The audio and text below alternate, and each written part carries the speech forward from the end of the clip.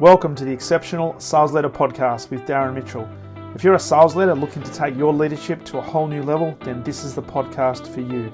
We'll be exploring tips, techniques, and strategies to help you take your leadership to the exceptional level and allow you to enjoy more money, more meaning, and better sales results.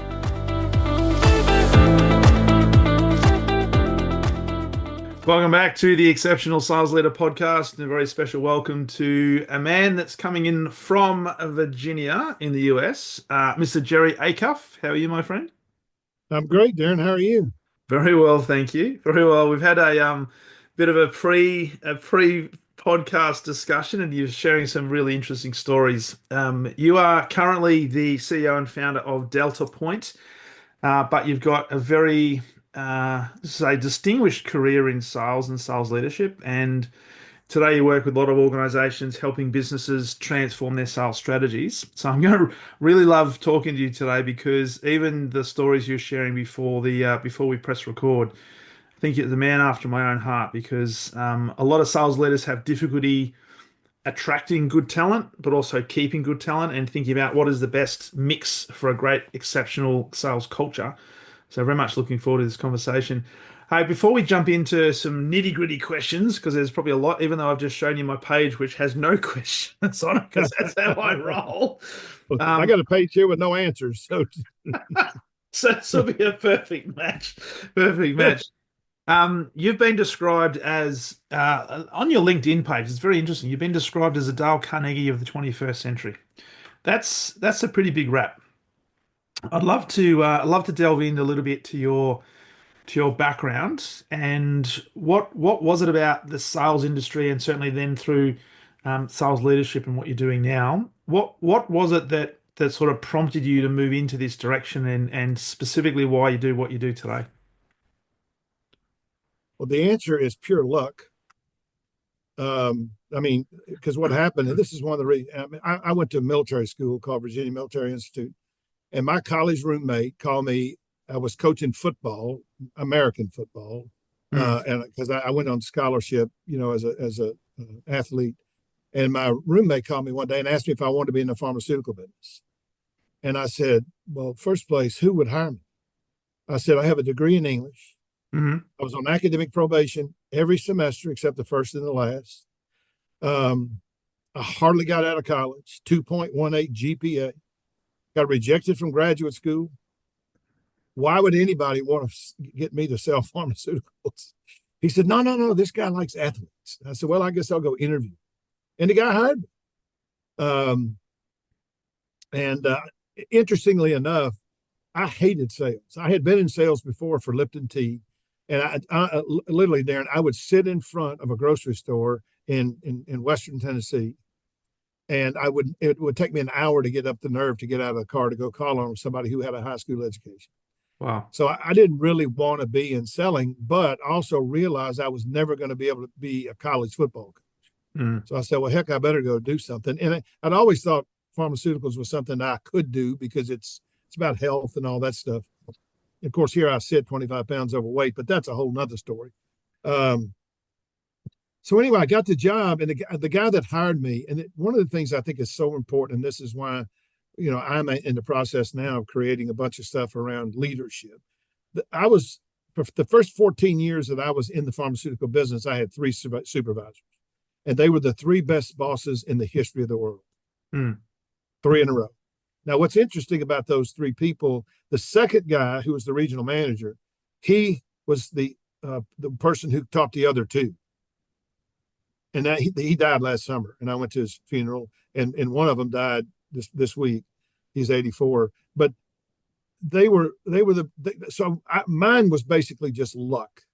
I mean, when I went to the training department, I was scared to death because I said, I don't know anything about this science. I finished number 1 in the class, but it was only because I was scared.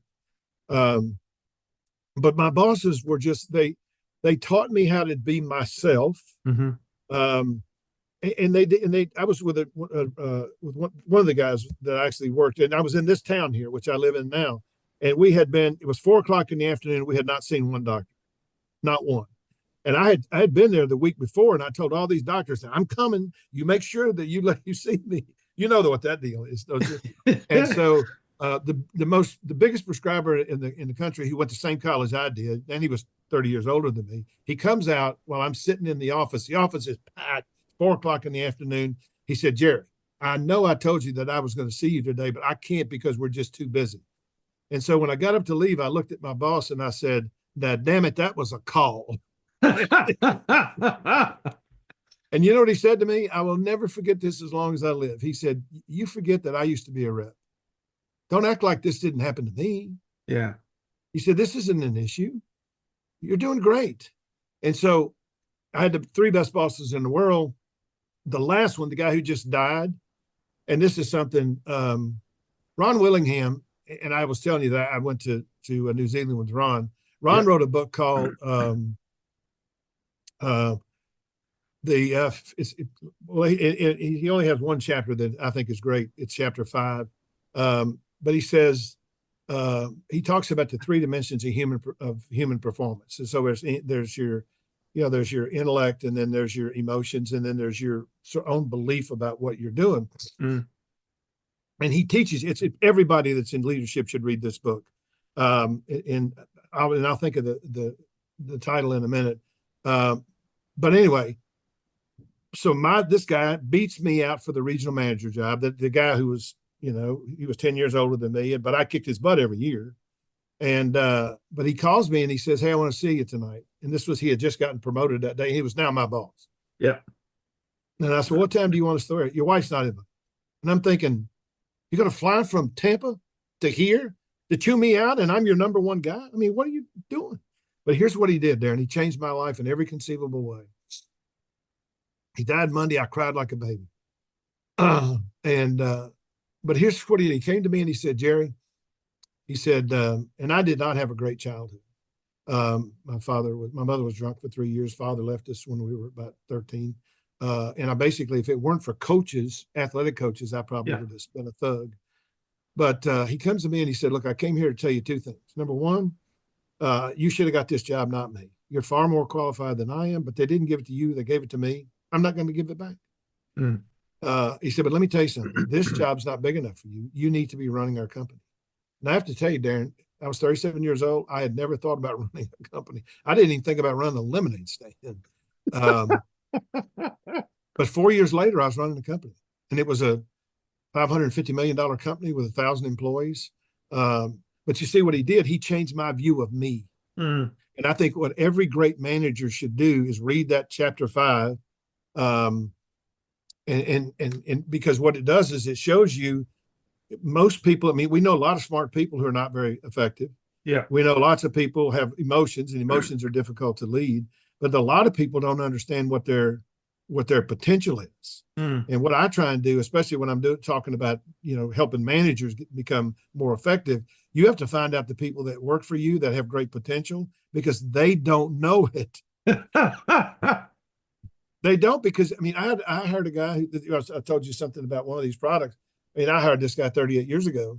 And in 2 years, he'd only had 2 jobs. Mm. I said to him one day, I said, "Let me tell you something. If you stop short of running a major pharmaceutical company, you will have cheated your talent." Now, he was 26 years old. Now he was the president of AstraZeneca in China. Yeah. He took me to China. He had 10,000 employees and a $5 billion business. And now he's a big shot at another one. But you can recognize talent. And if you can recognize talent and you can get them to understand that there's greatness in them that they have not yet discovered, you're changing their lives. Mm. So that's how, I mean, my desire to be successful was really driven by the fact that I was basically, I was not very wealthy. I was not great in school, but those 3 leaders that I had. Now, the 4th guy I had was a jerk. And I had to fix him up a little bit because he wound up about 2 years later working for me, and he came and got in my office. He said, "Hey, I'm in trouble, aren't I?" I said, "No, you're not in trouble. You're just stupid." You're just stupid. And I said, "Let me tell you something." I said, "The reality is, I'm not mad at you." I said, "You didn't treat me right." I said, "But that doesn't mean I'm not going to treat you right." And I said, "I'll let you stay here as long as you want to if you just start being nice." Yeah. That's it. And he says, "Is that all?" And I said, that's all, John. That's all I want.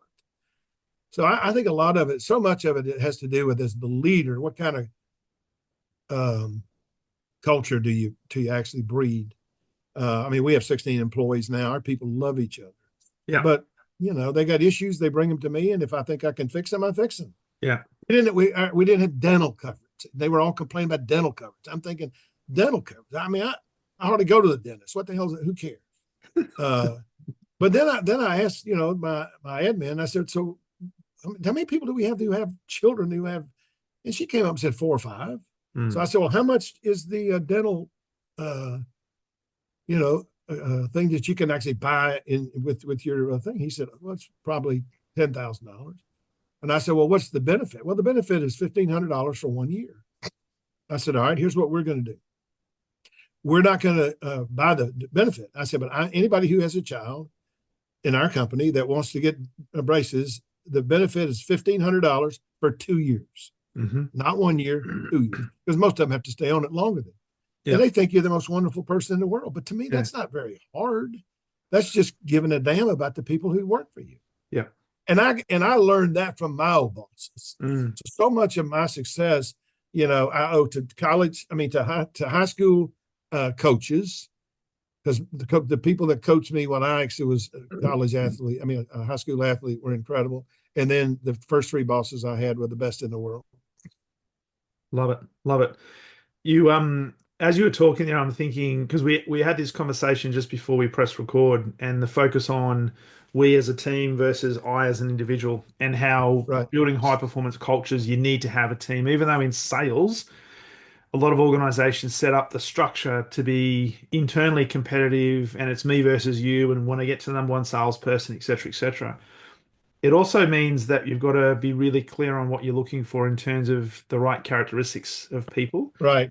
Yeah. You shared a really fascinating story with me before about the guy that was tenacious but didn't pass the exams in the first week, didn't want to do calls. I want to just share that again because it points a lot to, because there's a lot of sales leaders that are listening to this right now who may have been conditioned to always go to the same well to try and get their people. You mentioned as part of that story, you wanted to try and bring people into the organization who was similar to the IBMs of the world, the IBM type. Yeah. So perception is, certainly in Australia, CIOs never got sacked for purchasing IBM. So there was a certain prestige associated with that organization, which probably still exists to some degree today.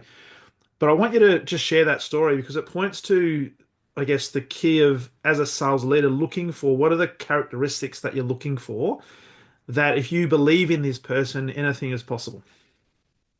Yeah. Well, when I became I'll tell you a couple of things. One is when I became a manager in 1981, I remember driving from, it was about 400 miles to where I was going to. And I remember driving down there and I had this conversation with myself. I said, I know how to sell, but I don't know how to teach it. And so when I got to the bookstore, when I got to Birmingham, I went to the bookstore and I bought a book called Winning Strategies in Selling by Roger Staubach and Jack and Gary Kinder. It's not a great book. Don't buy it. Mine books are better. But he said something in there that I will never forget as long as I live. And he said this, he quoted a guy named Charlie Tremendous Jones, and he was a great speaker, 40 years ago. He said, chances are you'll be the same person 5 years from today, with the exception of 2 things: the people you meet and the books you read. And the person who won't read is truly no better off than the person who can't read. Now, I read in 10 years after college, I read 3 books. I read Jaws. I read some, actually real smart novel. I don't even remember the name of it. And then I read The Godfather in anticipation of moving to New Jersey. Yeah. But since then, I read 650 business books. I read 1 book 93 times. I've written 5 best-selling books. But what really, to me, is interesting, everybody, when you tell people that quote, they get fixated on the books. Yeah. When in reality, with the internet, the books are not that important. You can find so much stuff on YouTube or, anything that you want to learn. But it's the people you meet.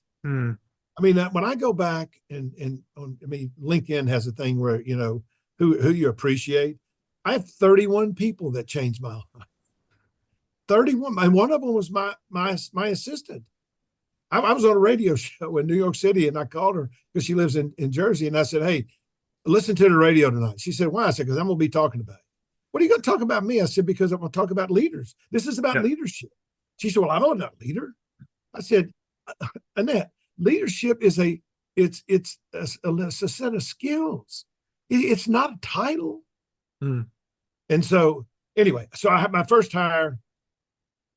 I was 100% sure I wanted to hire a woman who not a woman, just because this woman was the most impressive person I met in the first round of my interviews.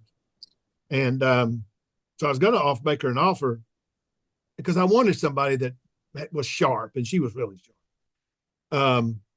But anyway, my wife calls me and she says, hey, you got to talk to this guy, John. I said, well, who is this guy? And she said, well, I don't know. He said, but I said, well, how did you get my number, for God's sakes? I mean, that scared me a little bit. I said, somebody might come into your house or something. And she said, no, this guy's really nice. So I took his call, and I'm thinking to myself, I'll get rid of this idiot. And at the end of the call, he says this to me. Look, I know that I probably don't fit your profile. He said, but can't I at least get an interview? And I'm saying to myself, that's not a bad closing.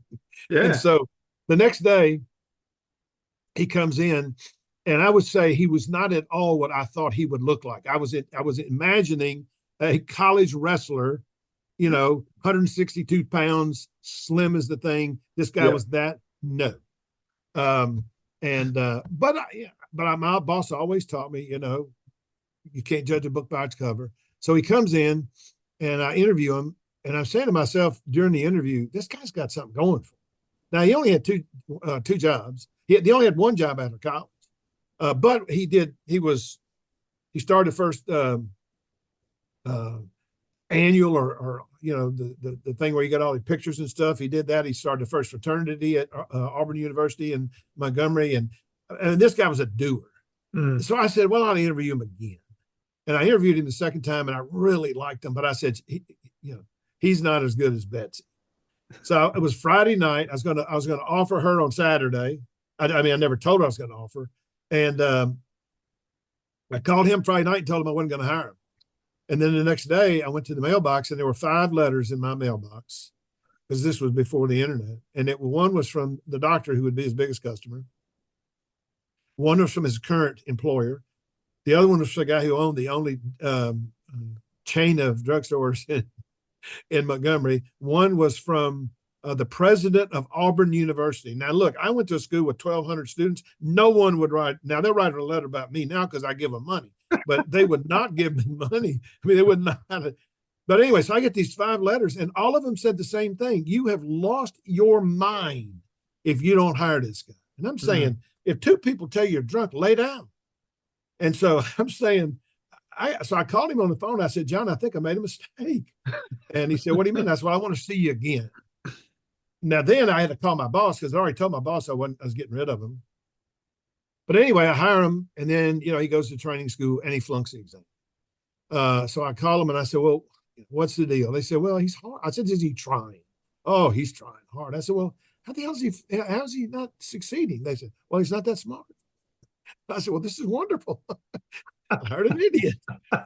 An idiot. So I go work with him. I get there on a Tuesday, and I go work with him. And I said, look, I'll make the calls, because he'd never been in sales. You just watch me, because I know how to do this. So I make my first call. We come out of the first call, and here's what he says. I can't do that. I said, you can't do what? I can't do what you did. I said, why not? He said, that's not my style. I said, let me tell you something, pal. You ain't got a style. I'm here to give you style. So for 3 consecutive days, he would not make a call. And after every call, and after 2 days, I said, if you say that again, I'm probably going to hit you. Because, you are not going to tell me this ain't your style. I understand that now. So anyway, make a long story short, I told him, I said, look, I got to leave. Who's calling me? So anyway, I said, he said, well, what do you want me to do while you're gone? I said, we just launched a product. We were leading the country in sales at $5,000 per rep a week. And so I said, well, why don't you just go calling on these customers and see if you can get somebody to stock it? All right. So he calls me the next Friday. I have not figured out how to fire him yet. Yeah. And he calls me and he says, hey, what are you going to do with these orders? I said, what orders are you talking about? Hey, well, you told me to get these orders. I said, well, how much is it? He said, $26,000. And you know what my response was? I like your style. But, but what he taught me, and I think this is so important for sales leaders, and I think a lot of people don't think of it this way. I know a lot of people that I've ever worked with didn't think of it this way. You can learn so much from the people that work for you.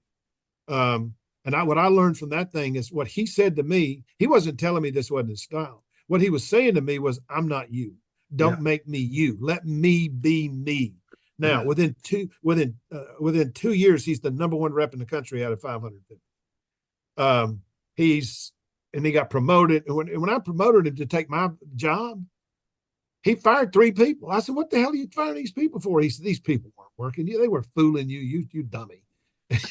But my point is, this guy knows what leadership is about. He knows what accountability is. His market share, the company market share in our biggest product was 10. You know what his was? 52. Wow. Now, here's another interesting point that people need to understand. There's a difference between a rep who wants to win and one who hates to lose. Mm-hmm. Now, the guy who hated to lose, his share was not 52. It was 80. 80. 80. The company was 10. His was 80. Now, my point is, but they have 2 different approaches. One person is, okay, I got 51% of the market. Nobody can touch me. Yeah. The other guy was, I got 80% of the market. By gosh, we're going to get more.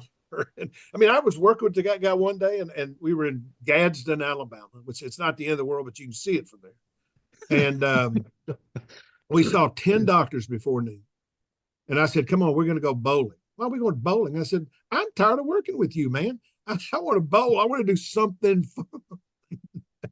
He wanted to make calls all day. Now, that was fine, but I was trying to create the right culture. But my point is, you have to try to learn what trips people's trigger, number one. Number two, I think you have to have a set of skills that you require in your own mind, proof that these people have these 3 skills. And the skills that I like is, number one, I want somebody who's really persuasive. Yeah. And I can tell that in the interview. The second thing I want is someone who has a sense of urgency. And I want them to give me examples of a sense of urgency. And the third thing is I want you to prove to me that you're competitive. Yeah. Now, you look at both of those people that I had there. Now, the company market share was 10. My share was 32. And I had the only share over 20. Yeah. But I hired people who wanted to be a part of our team. Now, what was interesting is we got the same bonus as everybody else.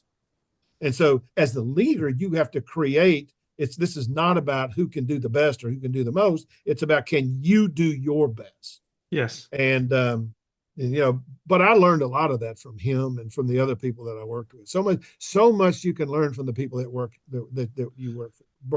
that work for you. Yeah, absolutely. Absolutely. And when you think about that, he's gone from not wanting to make calls, and I'd love to understand, was it because he thought the way that he needed to make the calls was the way that you were making the calls, and he felt that wasn't his natural style? Or was there something else that No, he said, it's not me. I don't do it the way you do. and I will tell you, had I been a rep at that time, he'd have kicked my behind. Yeah. But what to me was so important is to hire people. I hired a 5th grade math teacher, 11 years. I hired a woman who had not had a job in 10 years. But when I looked at her schedule, she was one of the busiest people I'd ever met. Yeah. I only hired one person who had pharmaceutical experience. Yeah. One. And if you asked me to force rank him, he would be, out of 19, he'd be 18. I hired a car salesman.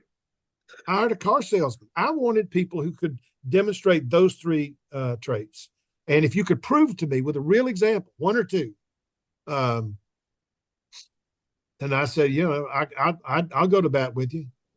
See, so many people think that you have to have a science degree, that certainly helps. I mean, I got a kid now that my son's college, but he's got a degree in biology, and so Yeah. he ought to try and get a job in the pharmaceutical business, and I'll help him do that. But you don't need that. What you need is those three things that I told you, and a Yeah. willingness to work your tail off to learn the products and the competition. Yeah. So that points to because my own experience with hiring salespeople is I was in environments where it was expected you went to the same pool of talent. They had to Yeah. have X number of years of experience. They had to have a demonstrated history of overachieving their targets, and that was almost like the prerequisite before you even got a chance to sit down and speak to them. Yeah. Yeah. Um, some of my own personal best hires were ones that didn't have that at all, but they had characteristics. Now, they weren't necessarily the characteristics that you put down, but I had things like, is this person teachable? Does this person have initiative? Can this person hold a conversation, right? So all those things and all the skill set around sales could be taught. We could teach them about the products and the services. But you can't teach some of the like the persuasiveness or the urgency or the competitiveness. Sometimes it's innate in people. Would you agree? Oh, I completely agree. But I would also submit to you that what you were looking for is exactly what I was looking for. You just had a different nomenclature. The Yeah. reality is you and I were looking for the same thing. I want somebody that's a hustler. I want somebody that's dedicated to doing this. When I did I asked the guy that hired me. I asked him one time after because I was his boss. I was his boss's boss's boss.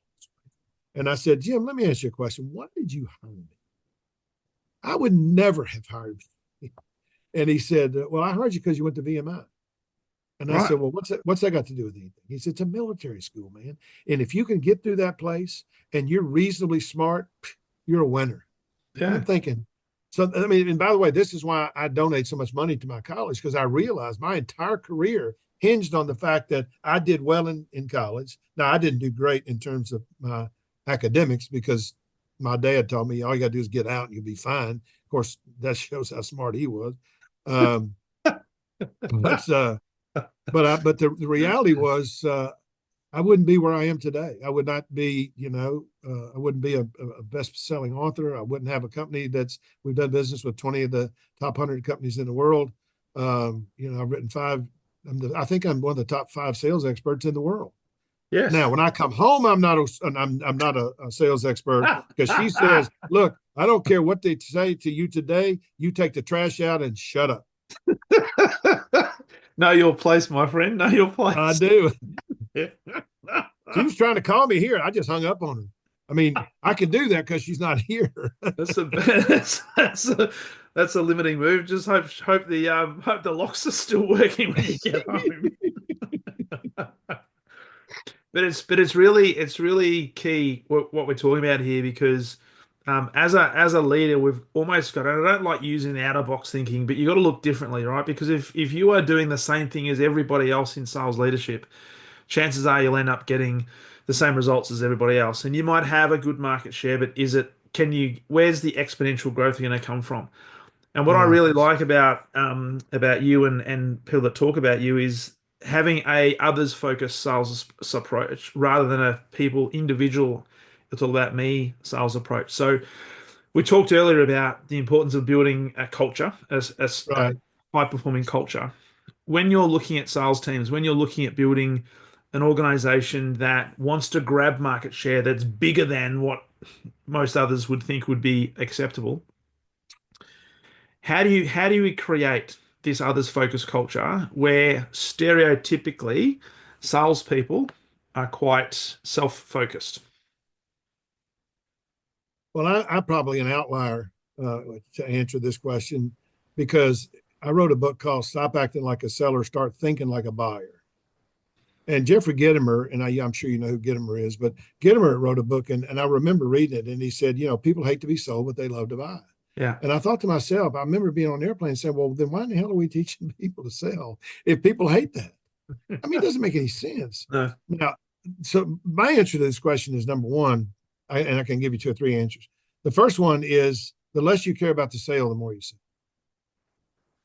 And I write that's in the first chapter of my book, Stop Acting Like a Seller, Start Thinking Like a Buyer, because I came to the conclusion that what do I really care about? I care about me being good Yeah. at my job. and I care about knowing why I'm doing my job. Now, and I'll tell you, and I'll be as candid as I can be. In 2010, which was 14 years ago, that's when I really learned my purpose. I was in Memphis, Tennessee, to do a speech for a company, Yeah. and I was raised in Memphis, and my father had Alzheimer's, and he was in a nursing home. And so my brother, who went up there to see him every week, he said, "Hey, let's go up to see." I call him the Big A, and I said, "Let's go see the Big A." He said, "Well, he doesn't have any communication skills. He has no cognition at all." Yeah. All right, I still want to go see him. So my brother and I go up there, and we talk to him for an hour and a half. And, we feed him, but he doesn't say anything. But I'm looking at his chart because being in the drug business, I know what these products are. And he's on a product called Exelon Patch. Now, Exelon Patch is for cognition. And I'm saying this to myself because there's nobody around to talk about it. I said, why is he on this? I mean, he has no cognition. I mean, why is he? Now, it wasn't going to kill him either. Yeah. But anyway, my brothers and sisters call me FHB, which stands for fair-haired boy, because I'm named after my father. And so they always thought I was his favorite. Now, I found out after he died that he told them all that they were his favorite. So he was a liar. But anyway, so I'm wondering, why is he on this drug? And when I walked out of there and I was getting ready to leave, I kissed him. I said, "Dad, I'll come back and see." He lost 60, 70 pounds. And I never did see him again. But when I walked out there, he sat up in the bed and he yelled my name, "Jerry." And I turned and I looked at him. He said, "I love you, son." And that's when I realized that my job was to help people like that rep did for me. And I called the rep, and I had done a lot of work for the company, and he was blown away that I would call, "Oh, you're a star." I said, "I'm not a star. I'm a redneck." And I said, "The reality is," he said, "But I can't believe you're calling me." I said, "Look, you don't understand the difference between you and me." I said, "I didn't change your life. You changed mine. I never saw my father again, but I Yeah. have this moment where I understand my job now. I need to help as many people as I can. And if our product can help them, I shouldn't be helping them anyway." So a lot of times I'll start a presentation and I put my father's name. That'd be the first thing you see, or it might be the last thing you see. And I tell people that. And sometimes it's hard for me to do that without crying, Yeah. because it takes me back. But I really realize that, this is why I really do this. I do this because there's a purpose. And my purpose is every time I can help somebody that is on a product that another product might be a little bit better, I think I've done them a favor. And by the way, if the product should not be used, I don't want them to have our product. Yeah. I want to be as honest and as honorable as I can possibly be. Yeah. Which when most people, inverted commas, hear honor, trust, and sales, it probably doesn't go together in most people's. But when you're actually thinking about, as you've just described, what we're actually doing is we're solving a problem. We're giving somebody a product or a service that could make all the difference. Even Yeah. in your case, for that moment, if your father hadn't been on that cognition medicine or the Yeah. pharmaceuticals, would he have ever been in a position cognitively to be able to say that and then create that experience, which has now had such a profound impact on you? Yeah. And not just me. I mean, when I tell people this story, people cry. And I'm not trying to make them cry. I'm trying to get them to understand we're here to do something meaningful. Yeah. We're not here because we're salespeople. We got to win a trophy or, whatever. We're doing really good work. I'll give you another example. I called on one doctor. Then he said we had this product that we launched for serious infections, and he told my rep that we had to go meet him because he was angry. So I go in there with my rep, and he comes in. He's like 6'7", and he's this gigantic guy. And he's got a practice with about 17 doctors. And he comes in. He said, "I want you to know, I'm writing a letter to the Food and Drug Administration to have your drug removed from the market." Now, I'm not the smartest guy in town, but I know that's not a good idea. Yeah. Because I said, well, and so now this is one of the things I hope your people will learn. Anytime somebody says something that you don't really understand, here's what I say: you have me at a competitive disadvantage. Mm. And he said, why? And I said, well, I have no idea why you said what you said. Yeah. And 100% of the time, they'll tell you exactly what they mean. Well, I want to Yeah. know what they mean. You can't change what somebody thinks until you know what they think. That's it. So he said, well, I put 5 people on it and 4 of them died. Now, what's the next question? See, you don't know enough information to know what to No. ask. Here's the next question. Okay, you're sitting at the nurse's station trying to decide which drug to put them on. How many did you think would die? Yeah. Now, I don't know whether it's 1, 2, 3, 4, all of them. I don't know. He said, I thought they'd all die. I said, excuse me, would you say that again? He said, and you could hear him thinking, oh my God, somebody's alive today because I gave him this drug. And I said, look, the reality is when these people get this sick, I mean, some of them are going to die, Doc. You know that. I said, I'm Yeah. not saying that all these people should have died, but what I am saying is that there's a patient alive today because you chose that drug. Now, what I would say to you, that one of the things that you might want to think about, and I'm just because I'm no doctor, but I'm just telling you, when you get these people that are that sick, you might want to think about using it a little bit earlier in the process. And he said, my God, I never thought of that. So I took him from, and I said, now you still have to write the letter to the FDA because you had a death. Any death in a drug, you got to do it. And he became one of our biggest writers. But my point is, salespeople need to stop and think. Because I didn't. Now, had he said I didn't think any of them would die, my job is to get the damn product off the market. But you have to get the information in order to know, and for them to know whether it was right or whether it's wrong. And so, Yeah. I think one of the things I find is that a lot of people don't use the right phrases. You know, if you look at the back of my business card, it says words matter. And so I always say, somebody says, I had a guy tell me one time, big shot. He said, I hate your company. I said, well, you have me at a competitive disadvantage. And he said, what do you mean? I said, well, I have no idea why you said that. He said, your company has never done a study with me. And I said, well, have they ever asked you? He said, yeah. And I said, well, why are you mad at me? He said, I never thought of it that way. I said, well, think of it that way, because next time they come in here and offer you a study, then why don't you just take it? But one of the things that I really believe, Darren, I think there's a lot of phrases. We spend a lot of time, we got documents that we talk about soft words. Because in sales, the vast majority of people that call on other people in sales create the impression unintendedly, and I agree with that, but they create the impression that they want all the business. And so, first place, if you read Bob Cialdini's book, The Power of Persuasion, he says in his book, if you ask for a little, you get a lot. If you ask for a lot, you get a little. Well, if you're talking to doctors, they don't know what a lot is or a little. So what I usually say is something like this. I said, let me ask you this question. And there's no right or wrong answer. I said, but if you had to guess, and this is another phrase that your people need to learn. If you had to guess, because if I say if you had to guess, you got to guess. If I say how many patients will you see this week, they're going to say it might. I don't know. Well, I don't know is a lousy answer. Yeah. But if I say if you had to guess about how many patients you think you'd see like this in the next month, they're going to give you an answer. And they're going to say, I don't know, if I guess 20. Now, once they say 20, how much do you think they think I'm going to ask for? 20. 20. And here's what I'm going to say. I don't want you to give it to 20 patients. Here's what I'd like for you to do. Maybe just give it to 4 or 5 patients and see what kind of results you're getting. Now, Cialdini says, if you ask for a little, you get a lot. If you ask for a lot, you get a little. Most people, the customer doesn't know what a lot or a little is, and if you don't dimension it. And so part of what we have to teach people is how do we get that out of them so that they know we're not asking for everything. The other thing is, Brendan Kane wrote a book called Hook Point. Have you read that one? I haven't. No. Don't. I'm about ready to tell you everything you need to know. Don't. I like the book, but it's very technical.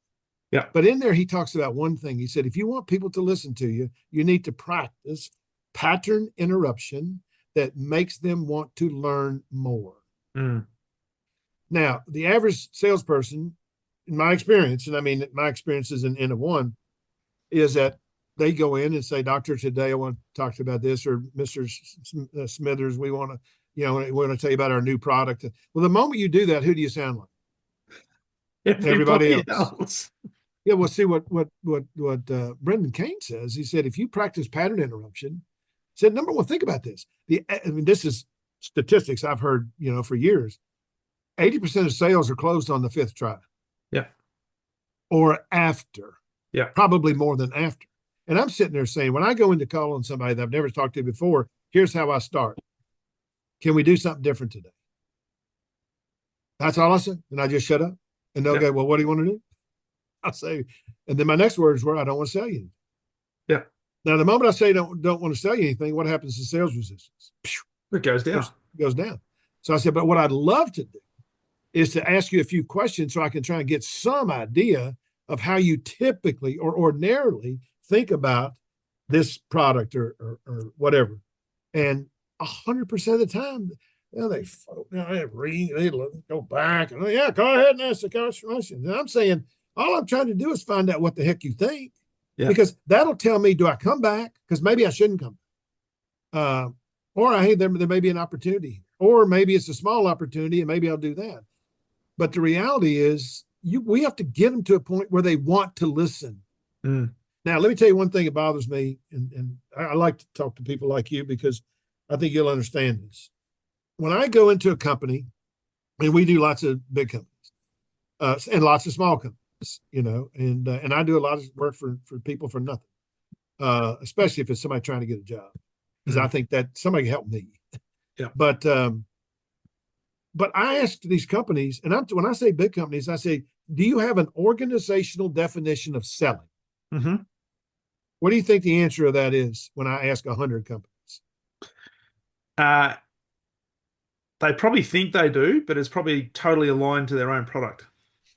Yeah, well, most of them just admit it. We don't have an organizational definition. Now, they may say, I've got a sales model. Yeah. But that's not the same thing. Yeah. I said, look, everybody needs a definition of selling. Now, let me tell you what mine is. And this isn't mine. This is one that I heard 35 years ago, and I've never forgotten. Selling is two things. Selling is teaching. In every successful sale, some education takes place. Mm-hmm. I learned something, if I'm the customer, that I didn't know before I got to it. Mm-hmm. Okay, now we're not preaching to them, but what we're asking is really good questions that make them think. And that's all we're doing. The second thing is selling is finding out what people want and helping them get it. Now, the other reality about that is most people don't know what they want, but they think they do. Mm. I walked into a Staples one day in Flagstaff, Arizona, and this kid walks up. He's 21 years old, and he says, are you looking for anything in particular? Now, you know how many people have said that to me in my 75 years? Exactly one, that kid. That's the only one. That's the only one who ever said it. That. Are you looking for anything in particular? Yeah. Most of them say, hey, can I help you? Yeah, that's right. They sound like some kind of a hillbilly. And so I said, yeah, I want to buy a printer. And he said, will you let me show you where they are? Yeah. So he takes me over there. There's 6 printers. And then he's asked me this question. He said, now, what are you going to use the printer for? Now, this is 15 years ago. And I'm just saying to myself, is this guy stupid? I mean, I want a printer. And he said, well, what are you going to use it for? I said, well, what difference does it make? He said, well, these 3 over here are great if you're going to do photos. These 3 over here are good if you actually do want to just do printing. I said, well, I don't care about the photo stuff. And so he said, okay, well, then I would look at these 3. And he starts to walk away. I said, get back here. I said, clearly you know something about these printers. I said, if you were me, which one would you buy? He said, well, if I was you, I'd buy the one in the middle. I said, why? I said, because you clearly don't know nothing about printers. He said, and that one is the easiest one to hook up. And he said, and by the way, if you buy this one and you can't get it done by 7 o'clock, I will come to your house and I'll set it up. So then he asked me this question, and Darren, I about fell over the floor when he asked me this. He says, is your house 1 story or 2? Now, how many people have ever said that to me other than a realtor? Yeah.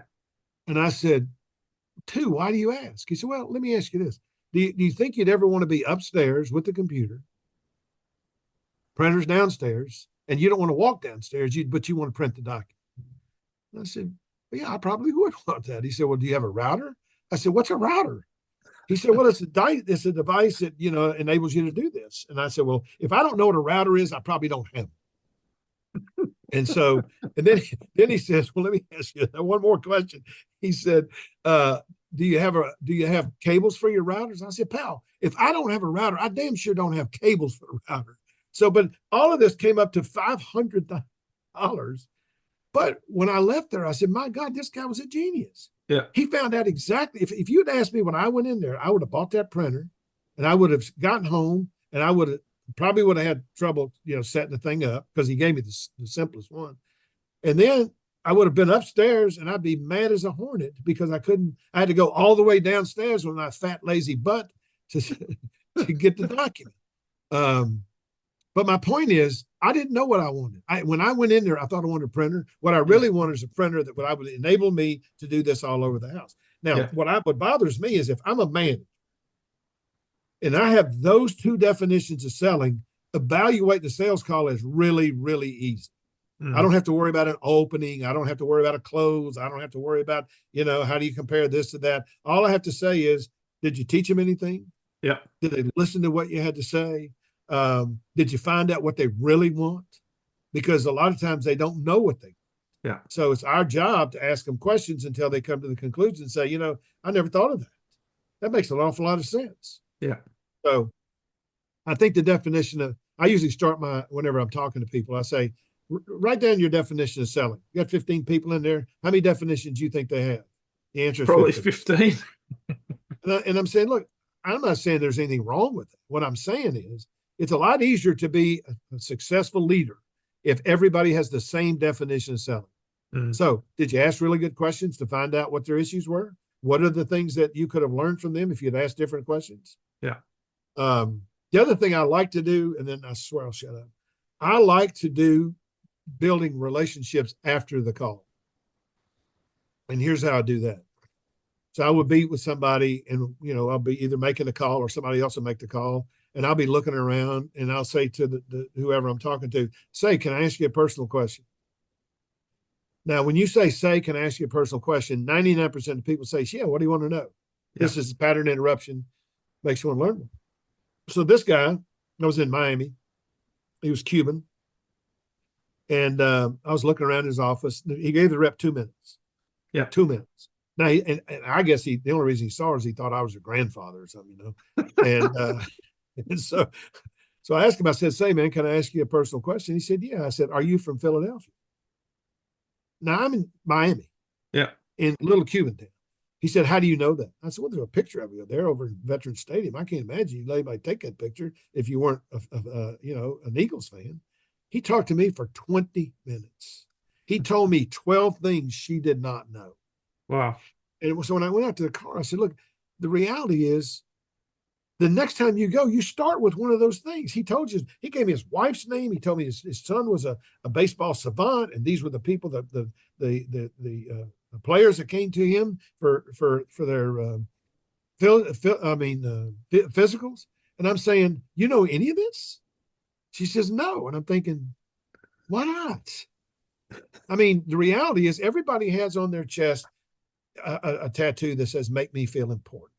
Totally. And I think we could do a lot better with the gatekeepers. Yes. But we don't. Yes. We basically say, hey, we need to see, John Smith. He's the big dog here, isn't he? I mean, I go and say, look, can we do something different today? And he or she will say, well, what do you want to do? I said, well, I don't want to see anybody. I probably will at one point in time, and I guess you'll lead me to whatever that process is. But I'd love to understand sort of how do you typically deal with people like me? And they'll tell you because nobody else is freaking asking them. That's it. It's amazing. It. And none of that has got anything to do with the product. It's got everything to do with the individual. Exactly. Yep. Make me feel important. That's it. And if you can do that, as you just said, 2 minutes that the rep was given, all of a sudden this person's pouring their heart out because you took an interest in them, a personal interest in them, and it breaks down the barriers. Now, you still have to teach, you still have to figure out whether there's something that they need, that's something they want, and then fulfill that. But even if they didn't, what you've done is you've made a connection which can potentially lead to other opportunities either from that organization or from their network. because of Yeah. how you made that person feel. Yeah. One of our clients actually commissioned a study on what do physicians make of what are the characteristics of the best reps. And so the guy interviewed 500 people and they asked me to talk to him. And I asked him, I said, what'd you find out? The guy's name was Kurt Kaufman. He wrote a book called First Break All the Rules. And I said, what'd you learn, Kurt? He said, Jerry, it blew my mind. He said, I think we talked to 500 doctors. He said, 60% of them, now 60% of 500 is 300, said, gave me a 2-word answer, the exact same 2-word answer. I said, what was it? He said, they're different. Different.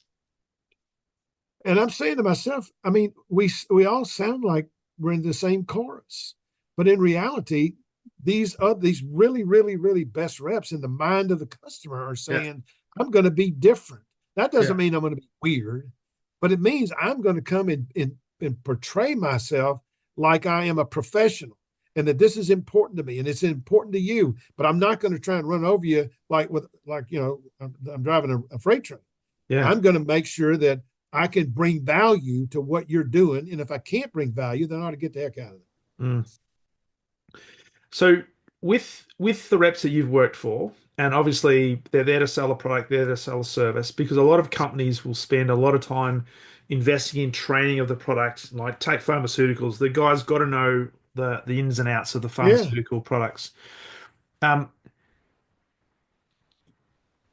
role of a sales leader, though, is okay, you've got to know that.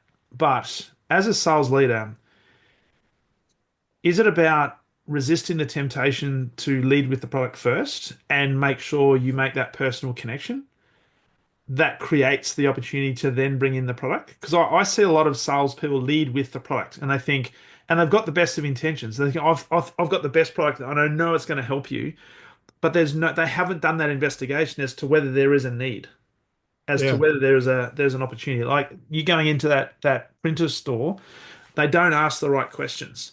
How do you get people to, how do you incentivize people or encourage people to resist the temptation to talk specifically straight away about the product? That's a great question. What I try to do is to get people to understand you're there to understand the way they think. You're not there to tell them what you think. You're there to find out what they think, and then you become the person that can actually decide. I mean, I remember working with one of my reps one time, and we were talking to this doctor, and I said, "I'll make the call." But I do think a lot of times we should make a lot more calls. It's a lot easier for somebody to critique you as a manager, and as long as you've got the guts to do it. Yeah. So I go in and I make this call with a guy, and I ask him 3 questions. And at the end of the 3 questions, I said, "Look, it was great to meet you." Yeah. He said, "You're not going to tell me about my product?" I said, "No." He said, "Why not?" I said, "Because you don't have any use for it." Yeah. You know, when I went outside, my rep, who was really a good rep, she said, "Well, how often do I see him?" I said, "You don't ever go back." Yeah, don't go He back. doesn't have a need for our product. No.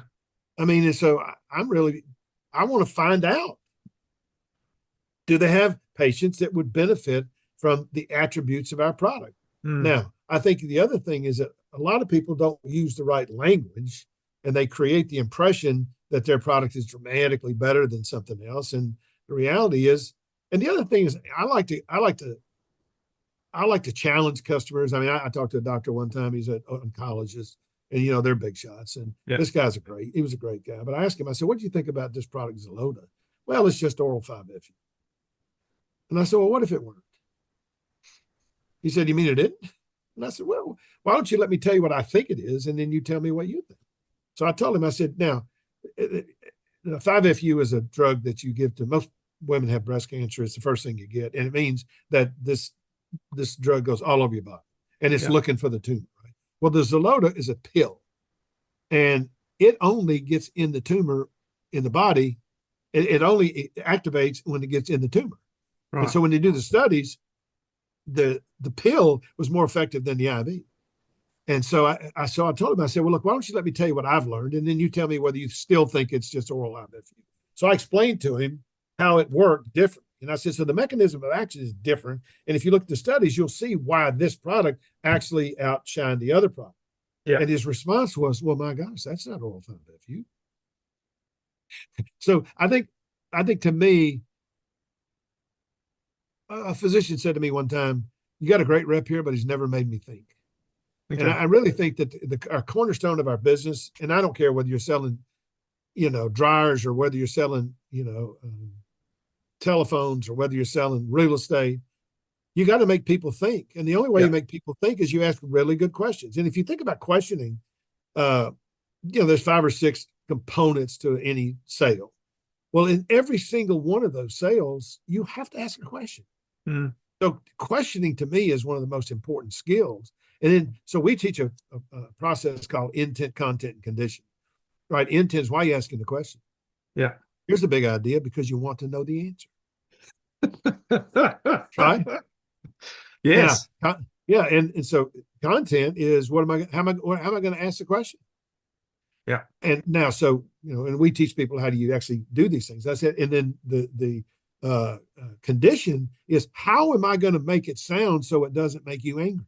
Yeah. How do I use the words that I need to use so that you understand that I'm not trying to sell you anything. I'm trying to get you to think about a product in a different way. Yeah. Now, you may find out that you're wasting your time. Mm. And if that's the case, leave. Yeah, absolutely. Nothing wrong with that. No.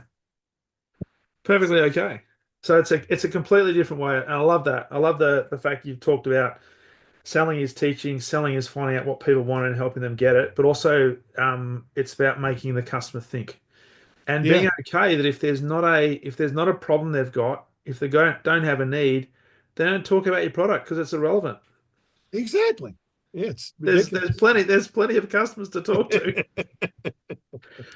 So Jerry, really appreciate you jumping on the podcast. Really enjoyed this conversation. If there's one overarching thing, if you're speaking to sales leaders right now that you suggest to keep the focus on in order to help them drive the high performing culture that you have created with your businesses and the people you're working with, what's that one thing that they can sort of walk away with and use as a more of a key reminder? Be an inveterate learner. Sorry? Be an inveterate learner. Never stop learning. I will tell you that quote I told you early on, chances are you'll be the same person 5 years from today that you are today, with the exception of 2 things: people you meet and the books you read. And I would read books. And if you don't read books, I mean, go on YouTube or whatnot. You can see Maxwell Maltz, who wrote, Psycho-Cybernetics. You can see him in black and white on YouTube. I mean, there's so much that we can learn. And I can tell you, and the other thing is, don't always remember to learn from the people that you are responsible for. Because I'll tell you, in that group of people, if you're any good at hiring, there's a boatload of stuff in there that you can actually use, and you can teach other people. See what we do. We're not the smartest people in the world, but here's what I know. You get me in front of 5 or 6 or 7 of your very best people, I'm going to learn enough to add more so that they can understand how do you actually get better, more effective at selling, and get into conversation. I want a conversation, and I want to get into that conversation because the customer wants to get in it. And I know how to do that. We know how to do that, and we can teach anybody how to do it. Absolutely. Absolutely. Mate, absolutely love that. Love the conversation. For people that are wanting to know more about you and connect with you, learn more about Delta Point, where's the best place for them to connect? Yeah, it's probably just go to jerryacuff.com. Or just, you can email me, jacuff@deltapoint.com. Pretty easy to get in touch with. Beautiful. Awesome. I'll put those in the show notes. And hey, thank you so much for jumping on the podcast. It's been a phenomenal conversation. And all the best in your continual. Be careful, Darren. I'm coming to Australia. I'm gonna box a kangaroo. Well, there's a few of them around. There's a few of them around. And if one of them things hits me, I'm suing somebody. They do some damage. Let me tell you, they do some damage. Jerry, it's been absolute pleasure. I really appreciate you having me. All the best, mate. All the best. Thank you. You too. Thank you.